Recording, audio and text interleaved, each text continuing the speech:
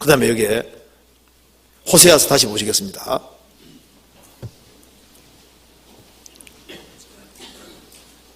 (14장 6절)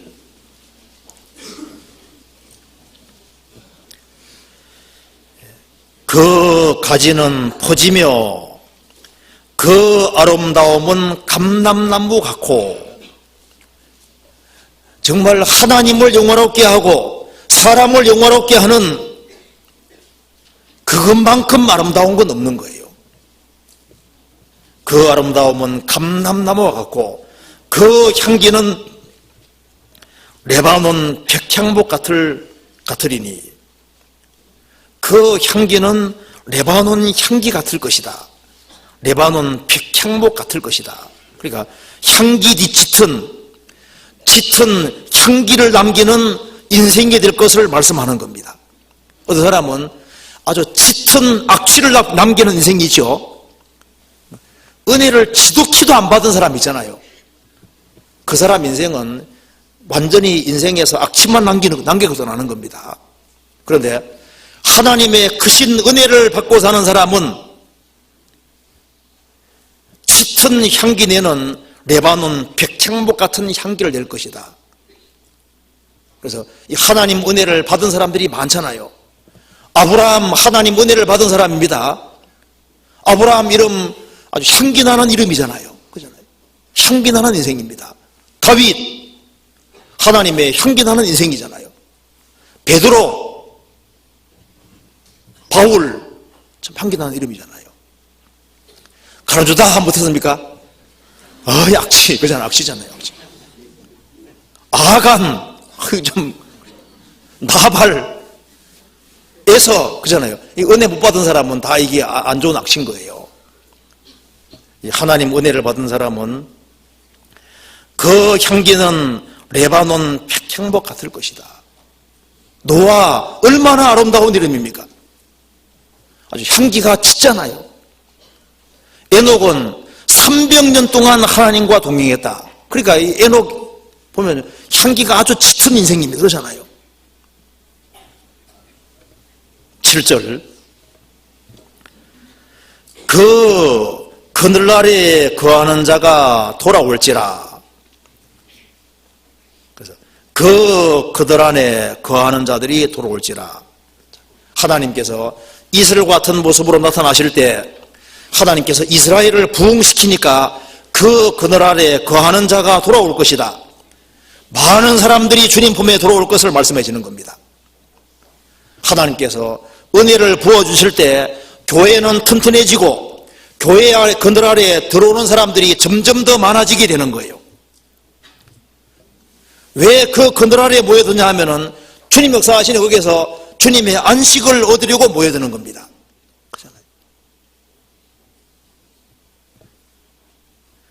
그 그늘 아래 거하는 자가 돌아올지라.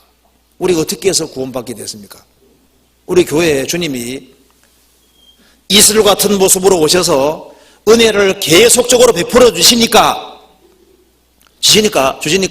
작년에도 많은 사람들이 구원받았잖아요. 올해도 주님께서 은혜를 베풀어 주시면은 그 그늘 아래 거하는 자가 돌아올 것이라. 사람들이 회개하고 돌아오게 되는 겁니다.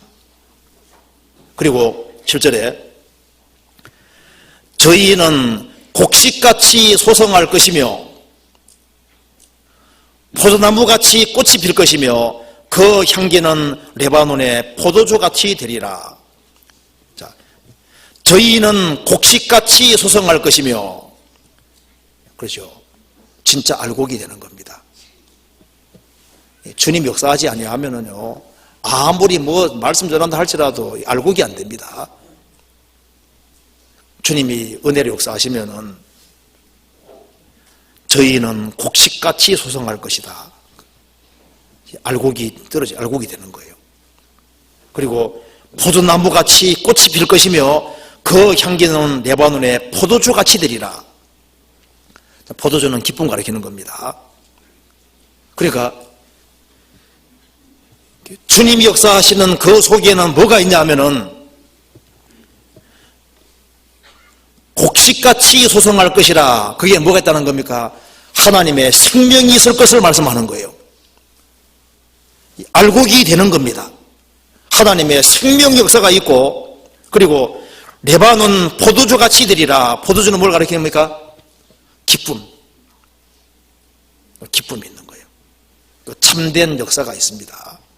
그래서 하나님이 다가오시는 곳에는 그 사람이 그 사람뿐 아니라 그 사람과 연결된 사람들도 하나님의 생명을 얻고 기쁨 얻게 되는 겁니다.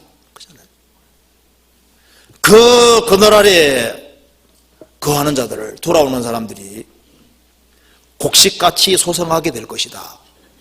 그래서 진짜 알곡이 되는 거예요. 그리고 그들은 기쁨을 레바논의 포도주같이 되리라. 정말 주님의 주시는 기쁨을 경험하는 사람이 될 것이다. 주께서 내 마음에 두신 기쁨은 저희의 곡식과 새 포도주의 풍성한 때보다 더하니이다. 이렇게 되는 거예요.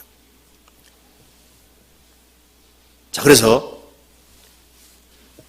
하나님께서 이스라엘과 같은 모습으로 다가올 때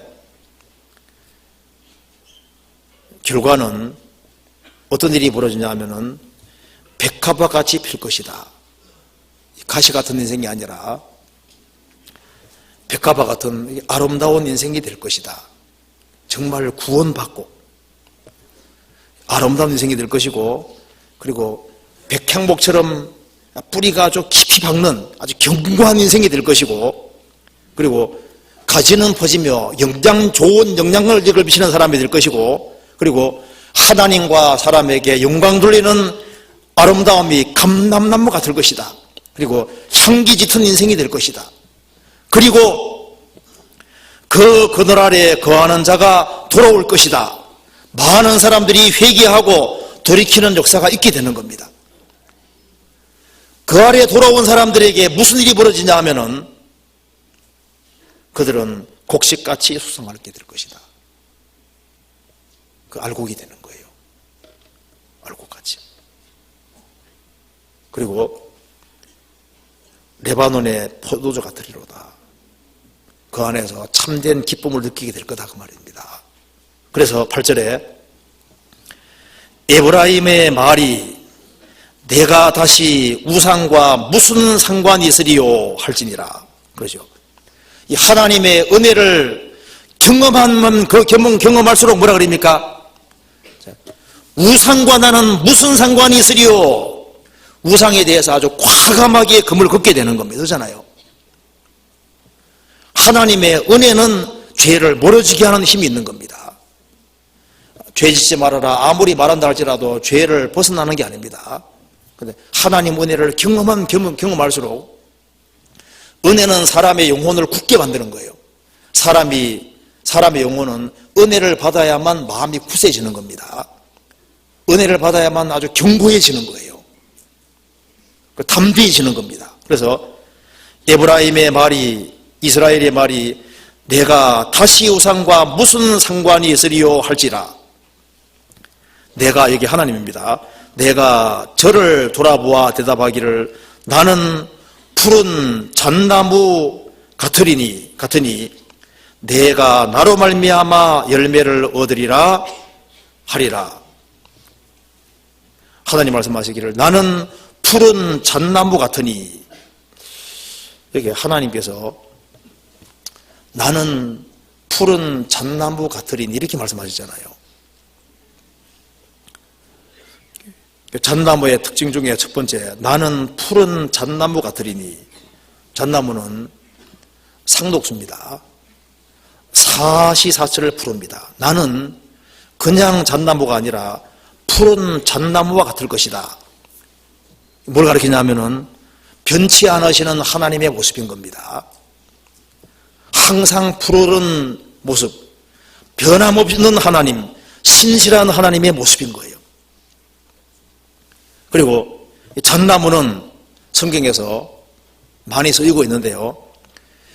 잣나무는 나무질이 가장 단단한 대표적인 나무잖아요. 그래서 성경에 보면은 성전 마루 사용할 때 이 잣나무 사용했습니다. 문짝할 때도 사용하고 천장에도 잣나무 사용했습니다. 잣나무는 아주 견고한 나무인 거예요.